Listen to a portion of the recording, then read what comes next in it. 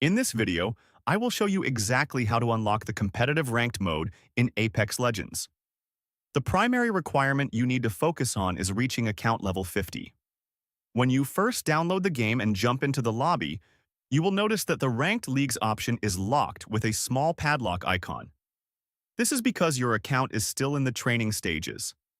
To gain experience points quickly and hit level 50, you should focus on playing several matches in the standard trios or duos playlists. Surviving longer in each match is the most effective way to earn experience, as the game rewards time played more than almost anything else.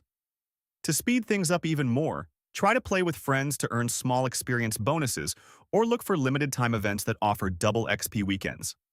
Once you finally reach that milestone of level 50, the padlock icon will disappear and the Ranked Leagues menu will become available. Simply select it from the Game Mode menu and prepare for a more intense experience. Remember that you will start in the Rookie or Bronze tier, and you must work your way up by earning ladder points through kills and high placement. Now go out there and show them what you are made of.